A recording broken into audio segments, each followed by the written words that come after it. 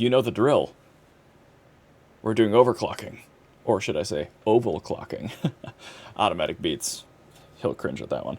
What I've got today, this GPU right here, is a Chinese laptop GPU stapled to a desktop board, and it's one of our favorites. So this is the 3060M 12GB, and there's a very important distinction because the 6GB is a piece of shit. But this card is actually pretty good. And there's a couple reasons why. So the 6GB card, I bought all these just to test with, only works with one specific X79 motherboard sold by all these Chinese suppliers. Won't even post on any other board I've tried, including B75 Chinese mining motherboards. So the 12GB registers just fine in Hive with desktop drivers, no issue, super efficient, bigger memory bus, but it is quite a bit more expensive. So I think it's well worth the price of admission to not have the hassle. Plus you get the 12GB VRAM buffer. Plus you get a much better made card. This cooler is way better.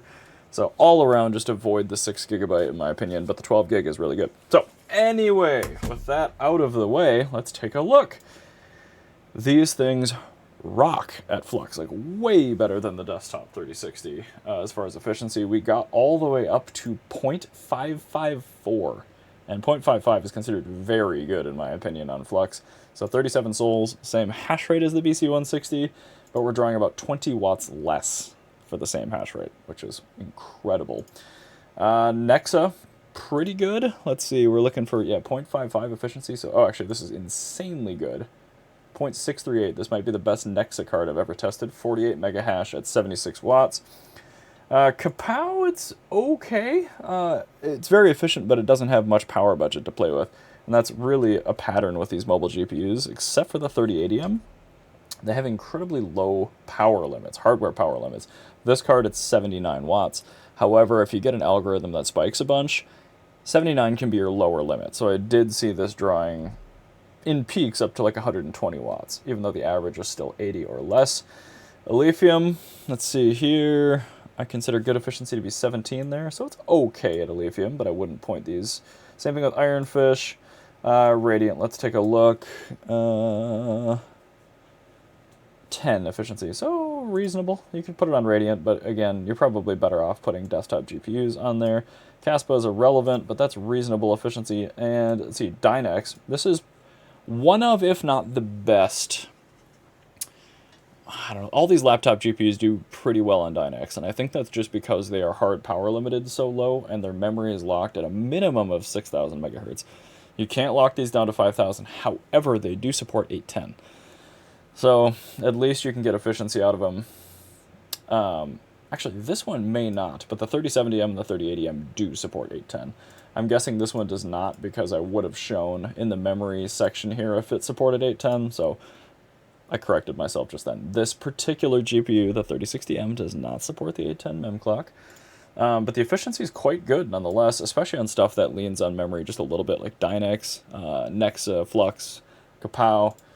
Conflux, I was able to get working. Efficiency 0.418, very, very good. Card's pretty good.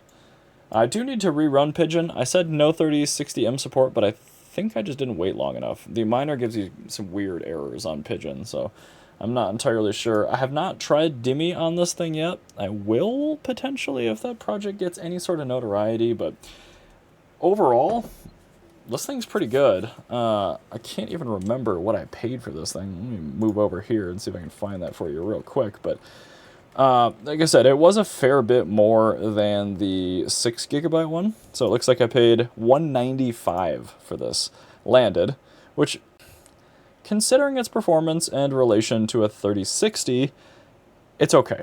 Because I mean, you can pick up 3060s for 150, 160 bucks right now. So I would get the desktop one, but if you can find one of these in the same kind of ballpark price as a 6GB, and I paid $160 for the 6GB, this is 100% worth the extra $35. So $195 for this card. Again, you get a better cooler, you get twice the memory buffer, you get something that actually works in Hive, which is wild, I know.